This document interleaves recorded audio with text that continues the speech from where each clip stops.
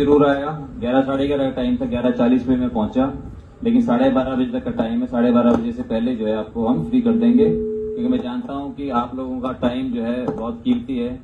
जब हम लॉयर्स को हायर करते हैं तो हमें पता है कि कितना उनको पे करना पड़ता है, इसलिए मैं जानता हूं आपका टाइम जो है बहुत कीमती समय में से आप समय निकाल करके अपने भाई को सुनने के लिए आए हो, जिसके लिए मैं आप सभी का मैं बहुत आभारी हूं। आपसे हमारा रिश्ता ये 30 साल पुराना रिश्ता है। ये मेरे पिताजी स्वर्गीय ओम प्रकाश जिंदल जी आप लोगों के बीच में आए, जो कि देश के अंदर पहला ऐसा उदाहरण था कि कोई उद्योगपति लोगों के बीच राजनीति में आया हो, जनता के थ्रू।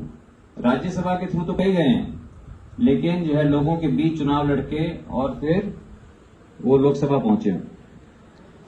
मैं हमेशा उनके नक्शे कदमों में चलना चाहता था, तो मैं भी आप लोगों के बीच में 10 साल आप लोगों ने मुझे सेवा का मौका दिया, 2004 से लेकर 2014 तक। और उससे पहले मैं आपको बताना चाहता हूं कि कई लोग मेरे से पूछते हैं कि जी आपको चुनाव लड़ने की क्या जरूरत है, राजनीति की क्या जरूरत है, क्योंकि राजनीति करना कोई आसान काम नहीं है।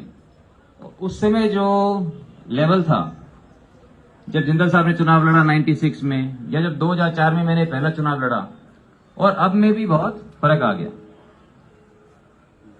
तो जब हम बाबूजी को बोलते थे, बाबूजी आप चुनाव क्यों लड़ना चाहते हो?